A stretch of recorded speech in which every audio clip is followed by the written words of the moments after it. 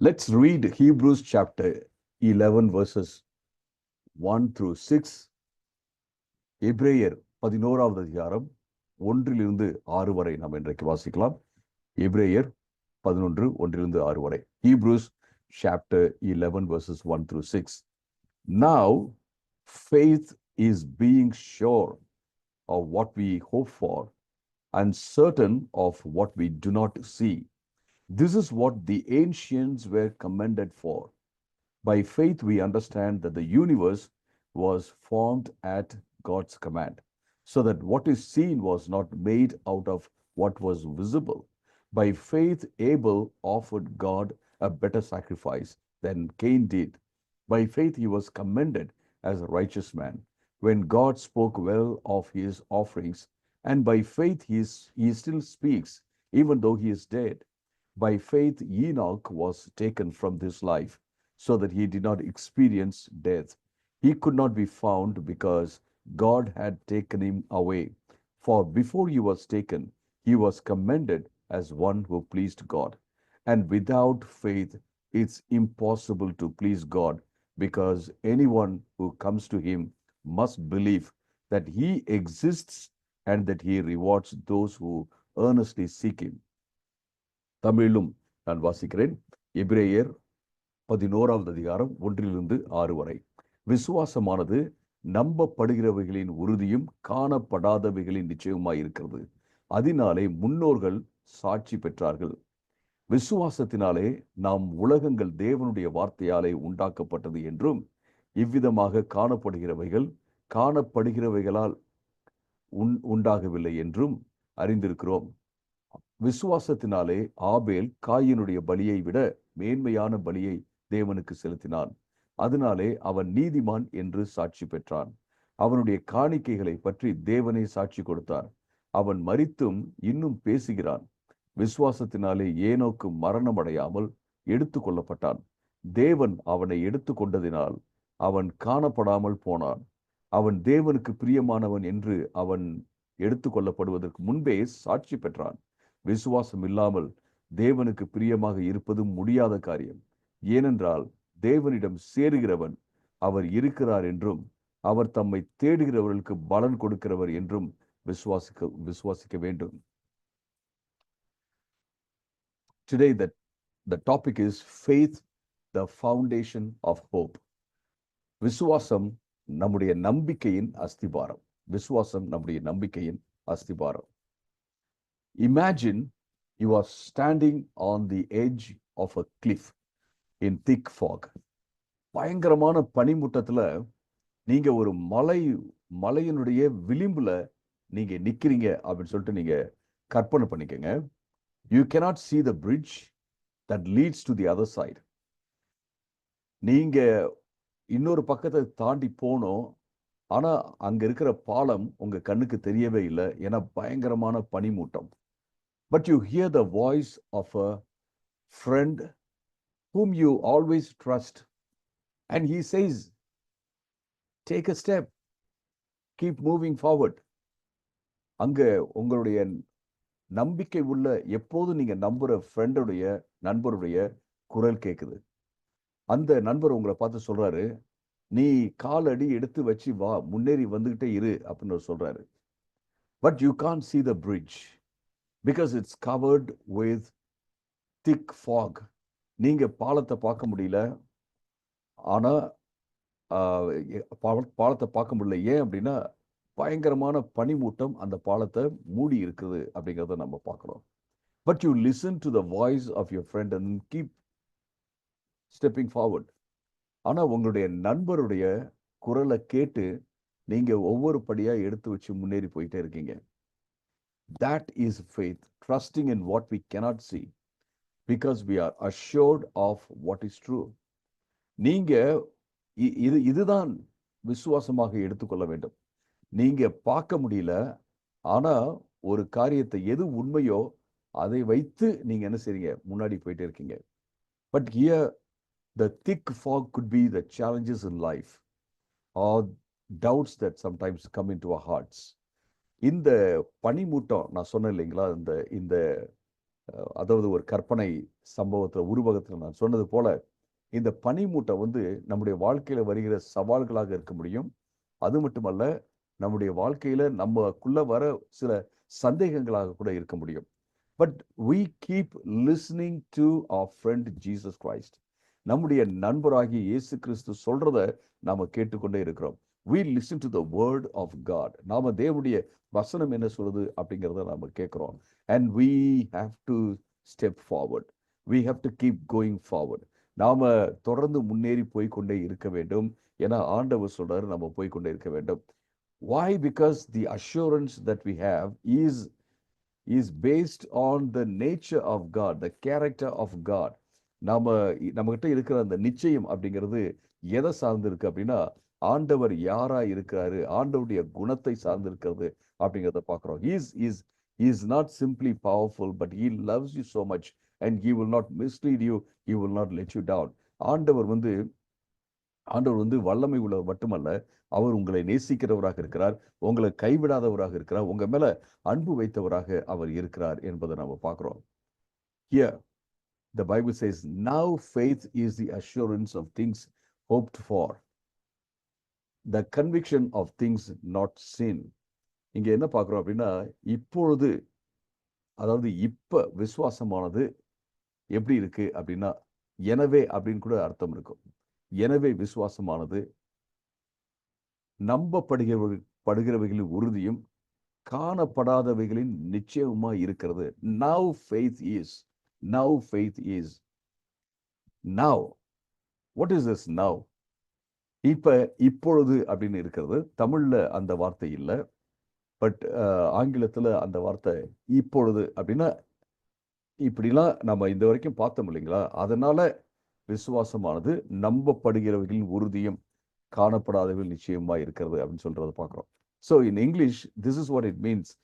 Now means for, because we have seen the things we have seen the things that are mentioned in the preceding passage. Faith is the assurance of things hoped for, the conviction of things not seen. இப்போ முன்னாடி சொல்லப்பட்டவைகள் மூலமாக நாம புரிஞ்சிக்க வேண்டிய விஷயம் என்ன அப்படின்னா, விசுவாசம் என்பது நம்பப்படுகிறவர்களின் உறுதியும் காணப்படாதவைகளும் நிச்சயமா இருக்கிறது. Once again, I just want to remind you of what we have seen so far. நம்ம இதுவரைக்கும் என்ன பார்த்தோம் அப்படிங்கிறத மீண்டுமாக உங்களுக்கு ஞாபகமூட்ட விரும்புகிறேன். What did we see so far? We just saw that Jesus is above all. நாம என்ன பார்த்தோம்னா, இயேசு கிறிஸ்து எல்லாவற்றுக்கும் மேலாக இருக்கிறார். Jesus is above Moses, Jesus is above angels, Jesus is above the high priest, Jesus is above all the sacrificial systems. இயேசு கிறிஸ்து மோசே காட்டிலும் பெரியவர், இயேசு கிறிஸ்து தூதர்களை காட்டிலும் பெரியவர், இயேசு கிறிஸ்து வந்து பிரதான ஆசாரியனை காட்டிலும் பெரியவர், இயேசு கிறிஸ்து பலி முறைமைகளை காட்டிலும் பெரியவராக இருக்கிறார். Jesus is enough. That's what we saw so far. நம்ம இதுவரைக்கும் என்ன பார்த்தோம் அப்படின்னா, இயேசு கிறிஸ்து போதும், நமக்கு வேற எதுவுமே தேவையில்லை அப்படிங்கிறத நம்ம பார்த்தோம். So as a continuation from that, this is what it says: because Jesus is enough, faith is the assurance of things hoped for and the conviction of things not seen. இயேசு கிறிஸ்து போதும் அப்படிங்கிறதுனால நாம என்ன சொல்றோம் அப்படின்னா, விசுவாசமானது நம்பப்படுகிறவைகளின் உறுதியும் காணப்படாதவைகளின் நிச்சயமாய் இருக்கிறது அப்படின்னு சொல்றதை நம்ம பார்க்கிறோம். My friends, this is very, very important for us, because Jesus is enough. Because Jesus is enough. இயேசு கிறிஸ்து போதும் அப்படிங்கிற அந்த நம்பிக்கையிலிருந்து தான் நமக்கு விசுவாசம் வருகிறது என்பதை பார்க்கிறோம். What does it say when it says, the assurance of things hoped for? What is this assurance? Assurance means a firm foundation, something solid to stand on. Faith is not a vague hope, but a confident expectation based on God's promises. And he has given us many promises. நம்ம விசுவாசம் நிச்சயம் அப்படின்னு சொல்லும்போது, நம்பப்படுகிறவர்களின் உறுதி அப்படின்னு சொல்லும்போது, இந்த உறுதி அப்படிங்கிறது என்ன அப்படின்னா, ஒரு உறுதியான அஸ்திபாரம். அது மேல நம்ம நிக்கிறோம். அது மட்டுமல்ல, விசுவாசம் என்பது நாம ஏதோ நான் நம்புறேன் அப்படின்னு சும்மா சொல்ற ஒரு விஷயம் அல்ல. ஆண்டவர் நமக்கு கொடுத்த வாக்கு தத்தத்தின் மேல நம்ம வச்சிருக்கிற நம்பிக்கை, ஆண்டவர் இதை செய்வார் அப்படிங்கிற அந்த எதிர்பார்ப்பு, நம்பிக்கை உள்ள எதிர்பார்ப்பு தான் அந்த உறுதி என்பதை நம்ம பார்க்கிறோம். And then it says, காணப்படாதவைகள் நிச்சயம். Conviction of things not seen. Conviction of things. Conviction means proof or evidence. We don't see God's plan fully, but we believe that God has a grand plan for us. And that faith gives us inner assurance, inner certainty that God will lead us into the fulfillment of the plan He has for us. நமக்கு அந்த conviction அப்படிங்கிறது என்ன அப்படின்னு கேட்டிங்கன்னா, ஒரு ஒரு ஆதாரம் அப்படின்னு சொல்ல முடியும். நம்ம ப்ரூஃப் அப்படின்னு சொல்றோம் இல்லைங்களா, ஆதாரம் என்று நம்ம சொல்ல முடியும். ஆண்டவருடைய திட்டங்களை நம்ம பார்க்க முடியாது, ஆண்டவர் என்ன செய்யறாருன்னு சில வேளை நமக்கு தெரியாது. ஆனா ஆண்டவரை 100% நம்ம நம்புறோம். ஆண்டவர் சரியாக தான் நடத்துவார், அவர் என்னை கைவிட மாட்டார், அவரை மிஸ்லீட் பண்ணிட மாட்டார் என்ன அப்படின்னு சொல்லிட்டு நம்ம நினைக்கிறோம், நம்ம நம்பி அதை செய்யறோம் இல்லைங்களா. That is conviction. அருமையானவர்களே, அதுதான் இங்க என்ன பார்க்கிறோம் கேட்டீங்கன்னா, நிச்சயம் அப்படிங்கிறத பார்க்கிறோம். உறுதி, நிச்சயம் நமக்கு இருப்பது மிக மிக முக்கியமான ஒரு காரியம். Think of faith like a Wi-Fi signal. Even though you don't see that, you rely on it, and then you get connected to the signal, and your network is now working. Like that, you can't see God's work sometimes, but you need to believe that God is working in your life, through your life, on your behalf, in many places, and you can get connected to God's unseen realities. நீங்க faith, விசுவாசம் அப்படிங்கிறத எப்படி நீங்க பார்க்கலாம் அப்படின்னு கேட்டீங்கன்னா, ஒரு உதாரணத்துக்கு நான் சொல்றேன். எப்படி பார்க்கலாம்னா, வைஃபை சிக்னல் இருக்குல்ல, அது மாதிரி நீங்க பார்க்கலாம். வைஃபை சிக்னல் அப்படின்னு சொல்லி நீங்க கையை பிடிச்சி இதுதான் வைஃபை சிக்னல் அப்படின்னு நீங்க சொல்ல முடியாது. ஆனா நீங்க அதை பார்க்காட்டினாலும் நீங்க வைஃபை சிக்னல் இருக்கு அப்படின்னு சொல்லிட்டு உங்களுக்கு தெரியுது, அங்க காமிக்குது, நீங்க அதோட கனெக்ட் ஆகுறீங்க, அதனால உங்க நெட்வொர்க் ஒர்க் ஆகுது, நீங்க செய்ய வேண்டிய வேலையை நீங்க செய்யறீங்க. அதே போலதான் இந்த விசுவாசம் அப்படிங்கிறது ஆண்டவருடைய நாம பார்க்க முடியாத அந்த நிஜங்கள் இருக்குல்ல, அதோட அது கனெக்ட் ஆகுது அப்படிங்கறத நம்ம பார்க்கிறோம். இது ரொம்ப ரொம்ப முக்கியமான ஒரு காரியம். So I want to ask you this morning, what promises of God do you trust today? ஆண்டவர் கொடுத்த என்ன மாதிரியான வாக்குத்தத்தங்களை நீங்க நம்புறீங்க இன்னைக்கு? We started this year with this theme that we should be prosperous through wisdom. Wisdom brings us prosperity. That's the theme for the whole year. இந்த வருஷத்துடைய முழு அதாவது கருப்பொருள் என்ன அப்படின்னு கேட்டீங்கன்னா, ஞானத்தின் மூலமாக வளமையையும் செழிப்பையும் அடைவது அப்படிங்கிறது தான் இந்த வருஷத்துடைய முழு கருப்பொருளும். Definitely I believe that God has given you some promises. ஆண்டவர் உங்களுக்கு சில வாக்குத்தத்தங்களை கொடுத்திருக்கிறார் என்று நான் நிச்சயமாக விசுவாசிக்கிறேன். God is speaking to you every day. ஆண்டவர் உங்ககிட்ட ஒவ்வொரு நாளும் பேசுகிறார் என்று விசுவாசிக்கிறேன். God has given you some conviction, assurance about certain things. உங்களுக்கு ஆண்டவர் நிச்சயத்தையும் உறுதியையும் ஆண்டவர் சில காரியங்களை குறித்து கொடுத்திருக்கிறார் என்று நான் விசுவாசிக்கிறேன். What are they? Think about them. அவைகள் என்ன என்பதை நீங்க நினைச்சு பாருங்க. You just cling to them, cling to God and say, God, you said and you will do it for me. ஆண்டவரே, நீங்க சொன்னீங்க, எனக்காக நீங்க நிச்சயமா செய்வீங்க, அதுக்காக நன்றி சொல்றேன் அப்படின்னு சொல்லிட்டு நீங்க அதையே மனசுல வச்சு எதிர்பாருங்க. நடக்காதுன்னு யோசிக்காதீங்க, ஆண்டவர் செய்வாருன்னு யோசிங்க. அதுதான் ரொம்ப important. Don't think like God will not do it. Don't think like it's not going to happen. Think like God is going to make it happen for you in your life.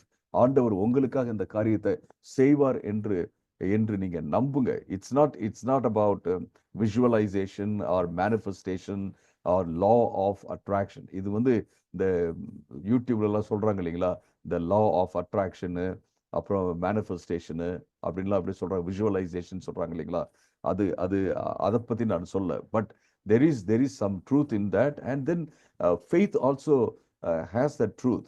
விசுவாசம் என்பதிலும் நாம அந்த மாதிரியான காரியத்தை நம்ம பார்க்கிறோம். அதாவது visualise அப்படின்னா we have to see what is not seen now.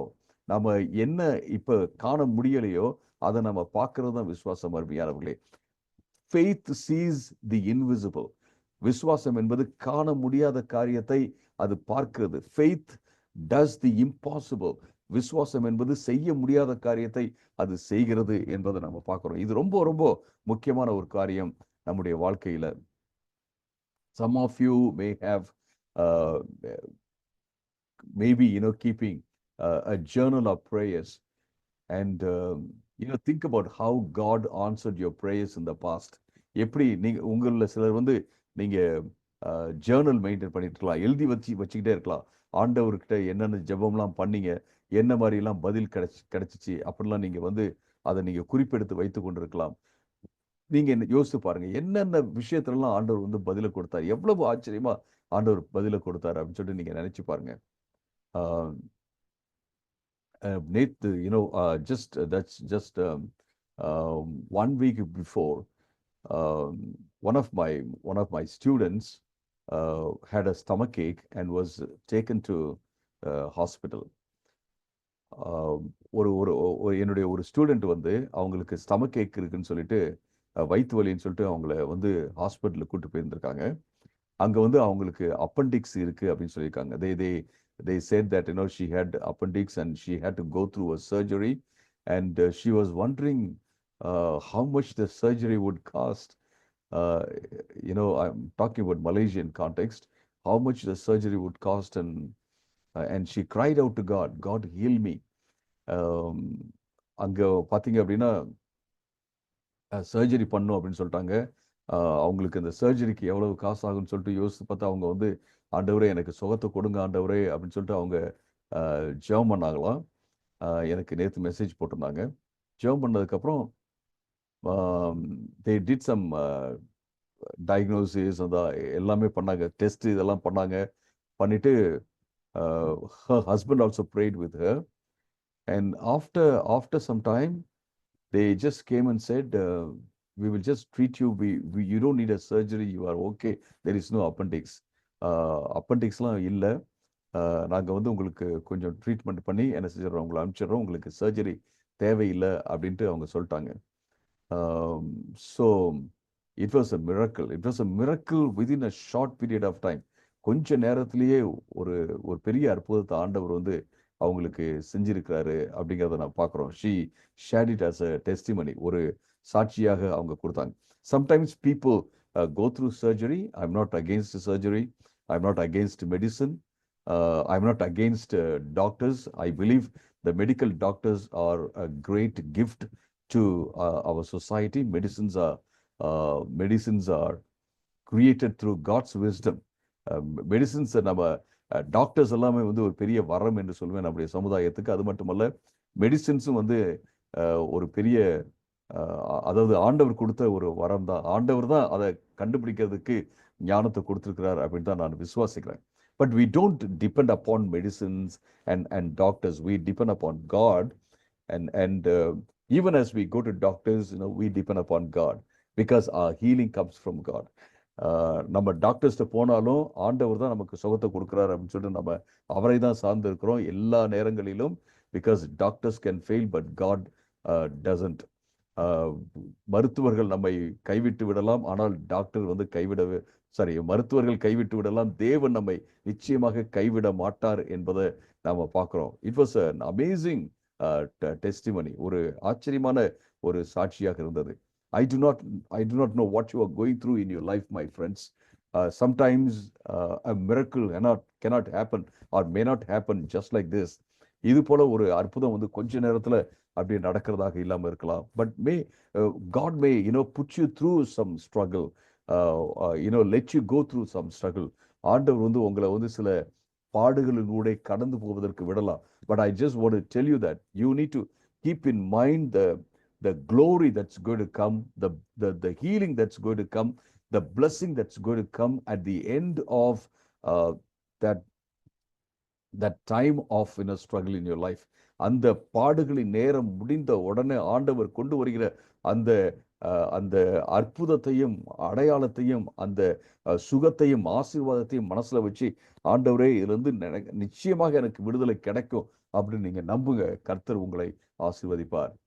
A second thing I want to share with you is faith in action. faith in action. This is what the Bible says. For by it the people of old received their commendation. By faith we understand that the universe was created by the world. அதனாலே 2வது வருஷத்துல பார்த்தீங்கன்னா 2:3ல அதனாலே முன்னோர்கள் சாட்சி பெற்றார்கள். விசுவாசத்தினாலே நாம் உலகங்கள் தேவனுடைய வார்த்தையாலே உண்டாக்கப்பட்டது என்றும் இவ்விதமாக காணப்படுகிறவைகளால் உண்டாகவில்லை என்றும் அறிந்திருக்கிறோம். what is seen today as creation was not created by what is seen today. காணப்படும் காரியத்தினால படைக்கப்படவில்லை. But God created all of them through his word. ஆண்டவர் எல்லாவற்றையும் தன்னுடைய வார்த்தையினாலே படைத்தார் என்பதை பார்க்கிறோம். The ancient people believed that and so they were commended for that. அந்த பண்டை கால மக்கள் இதை விசுவாசித்தார்கள், எனவே அதற்காக அவர்கள் பாராட்டப்பட்டார்கள் என்பதை நாம பார்க்கிறோம். This is what we see here. If you believe that God created the whole universe, you can believe that God can create a miracle for you in your life. ஆண்டவர் இந்த உலகத்தை முழுவதையும் அவர் படைத்தார் என்று நீங்கள் நம்புவீர்கள் என்றால் ஆண்டவர் உங்களுக்கான அற்புதத்தையும் செய்ய முடியும் என்பதை நம்ப வேண்டும். இது ரொம்ப முக்கியமான ஒரு காரியம். அருமையானவர்களே, God is greater than the problems that we face in our lives. நம்முடைய வாழ்க்கையில நாம சந்திக்கிற பிரச்சனைகளை காட்டிலும் பெரியவராக இருக்கிறார். He is the creator of the mighty oceans, the mighty mountains and all that.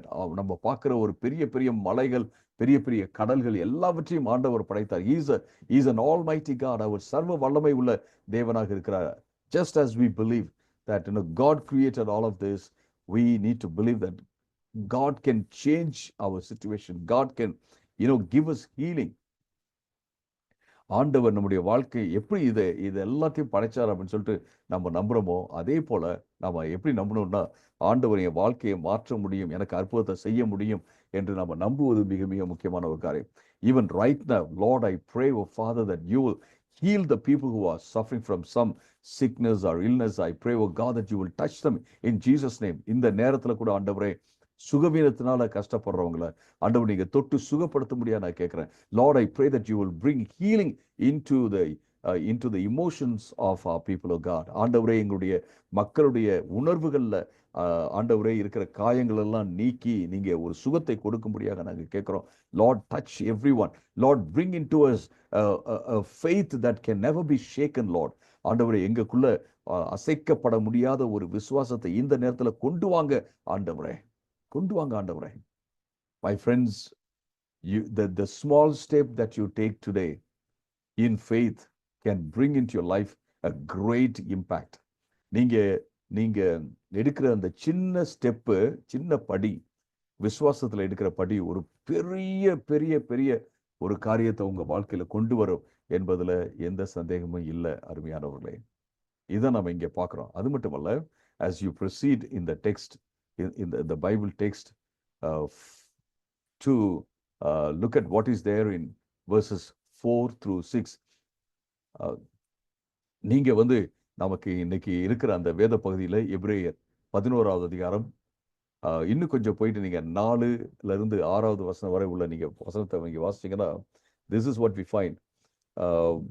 By faith Abel offered sacrifice which was better than Cain's. காயினுடைய பலியை காட்டிலும் ஒரு நல்ல பலியை ஆபேல் கொடுத்தார் அப்படின்றத நம்ம பார்க்கிறோம். Because of that he was counted as a righteous man. அதனால நல்ல பலியை கொடுத்தான், அதனால மேன்மையான பலியை கொடுத்தான், அதனால அவன் நீதிமான் என்று கருதப்பட்டான். What does it mean by righteous here? நீதியானவன் அப்படின்னா என்ன அர்த்தம் அப்படின்னா, he was counted as a man who was in a right standing with God. அவன் ஆண்டவரோட ஒரு சரியான நிலையில இருந்தான் அப்படிங்கிறது தான் இது காண்பிக்கிறது என்பதை நம்ம பார்க்கிறோம். Why wasn't Cain in a good standing with God or right standing with God? Coin ஏன் ஆண்டவரோட சரியான ஒரு உறவுல இல்லை? some people think that Cain did not offer a blood sacrifice, but Abel offered a blood sacrifice, which is why God was pleased with Abel's sacrifice. No, that's wrong. நம்ம நிறைய பேர் நினைக்கிறாங்க காயின் வந்து இரத்த பலியை கொடுக்கல, அதனாலதான் ஆண்டவர் வந்து அவனுடைய பலியை வந்து ஏற்றுக்கொள்ளல. ஆனா ஆபேல் வந்து இரத்த பலியை கொடுத்தான், அதனால இரத்த பலி கொடுத்ததுனால ஆபேலுடைய பலி மேல அவர் வந்து பிரியமா இருந்தாரு, அதை வந்து ஏத்துக்கிட்டாரு. இல்ல, அப்படி பதில் சொல்ல, அப்படி வந்து ஆதியாகமத்தில் நம்ம பார்க்கவே இல்லை.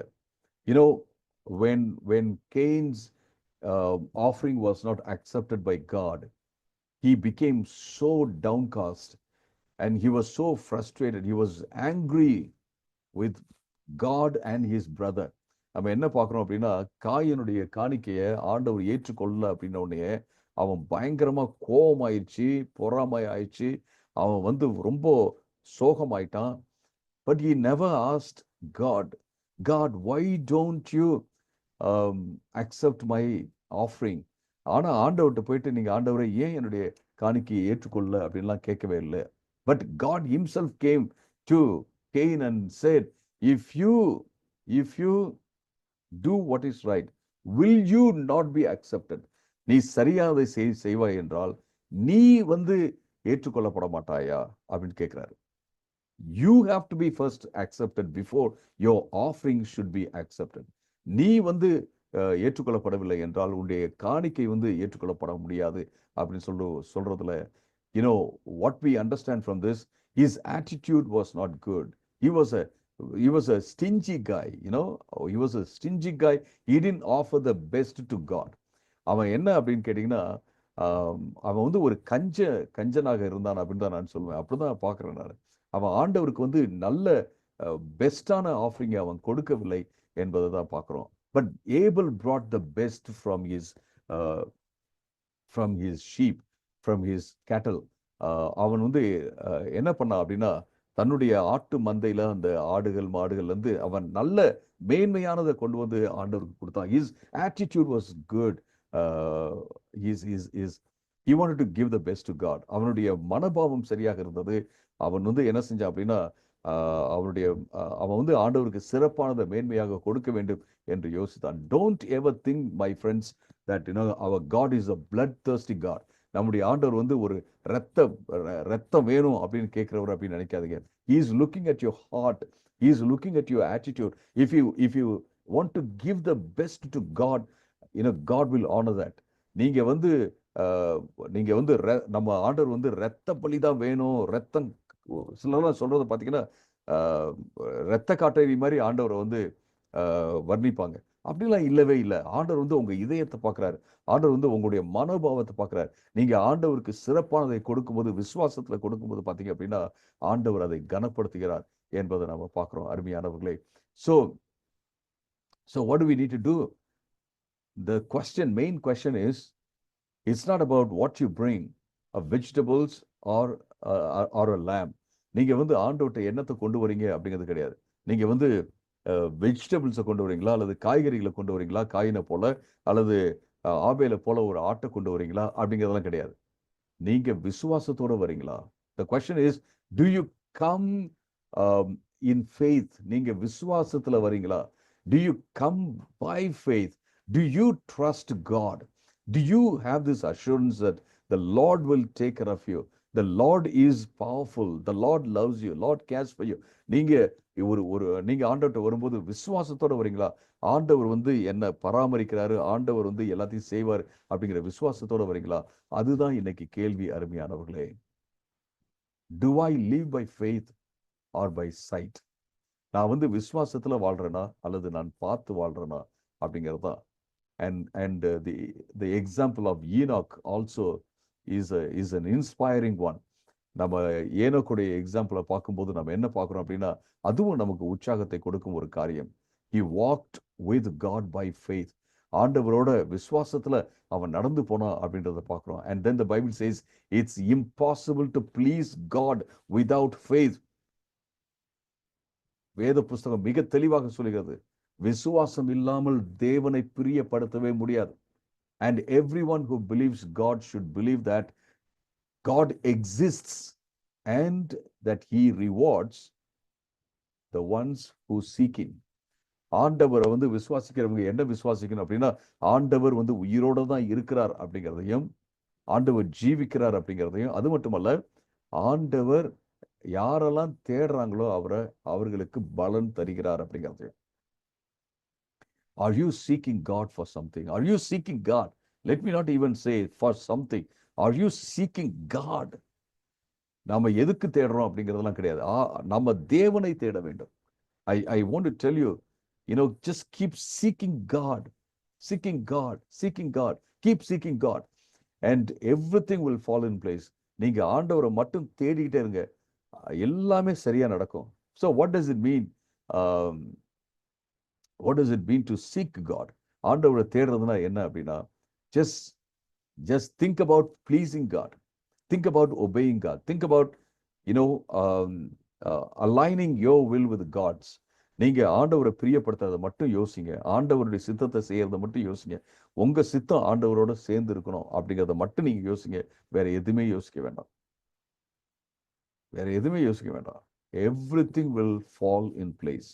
எல்லாமே சரியா நடக்கும் என்பதுல எந்த சந்தேகமும் இல்லை. Even though you will suffer, you will go through challenges. நீங்க ஆண்டவருடைய சித்தத்தை செய்யும் போது உங்களுக்கு பாடுகள் வரதான் செய்யும், கஷ்டங்கள் வரதான் செய்யும். But at the end of that you will always be victorious. நீங்க தான் அதுல வந்து வெற்றி பெறுவீர்கள் என்பதுல எந்த சந்தேகமும் இல்லை. So let's walk by faith and not by sight. நம்ம பார்க்குற காரியங்களை வைத்து நம்ம நடக்க வேண்டாம். நம்ம நிச்சயமாக நம்ம ஆண்டவர் எல்லாத்தையும் செய்கிறார் அப்படிங்கிற நம்பிக்கையோடு நம்ம நடந்து கொண்டே இருப்போம். And I pray that God would give us a great faith this morning, and through that faith we will walk. And ஆண்டவர் வந்து ஒரு பெரிய விசுவாசத்தை நமக்கு இந்த காலை வேளையில கொடுக்கணும்னு சொல்லிட்டு நான் ஜெபிக்கிறேன். அந்த விசுவாசத்தோடு சேர்ந்து நம்ம நடப்போம். ஒரு பாடலை கேட்டு பின்பு நாம ஜெபித்து முடிக்க போகிறோம்.